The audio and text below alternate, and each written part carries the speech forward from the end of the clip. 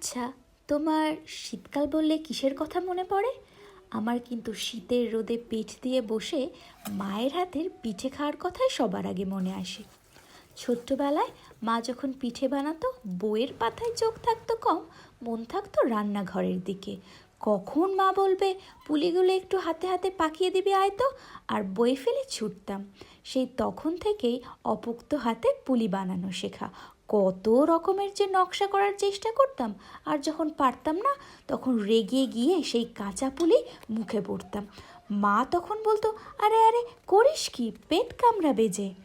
কিন্তু সেই মেয়েবেলা কাটিয়ে এসে আজ ইংল্যান্ডে, যেখানে শীতকালে সূর্যি মামা কখন উকি দিয়ে যে ঘরে ফিরে যায় টেরই পাওয়া যায় না।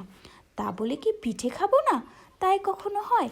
তাই সব কাজ ফেলে আজ পিঠে বানাতে বসেছি, আর সব কিছু মায়ের কাছ থেকে জেনে নিয়েছি। ঠিক মা যেমনটা করে করতো, মায়ের হাতে স্বাদ আনার চেষ্টায় আর কি। কিন্তু মায়ের মতো কি আর হয়? যাকগে, কাছের মানুষ খেয়ে বলেছে খাসা হয়েছে, তাই সই। আমরা যখন এই পিঠেগুলো বানাচ্ছিলাম, বাইরে তাপমাত্রা ছিল -7 ডিগ্রি, সঙ্গে হালকা হালকা বৃষ্টি। সে কি শীত রে বাবা!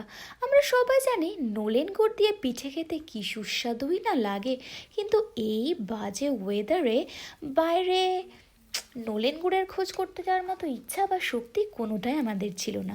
তাই বাড়িতে থাকা ব্রাউন সুগার দিয়ে নলেন গুড়ের কাজ করিয়ে নিয়েছি। আর এখানে রেডিমেড নারকেল কুড়ানো পাওয়া গেলেও সেগুলো খেতে খুব একটা সুস্বাদু না হয়। বাড়িতে আস্ত নারকেল কিনে এনে কুড়ানোর ঝামেলা সে আরেকদিকে।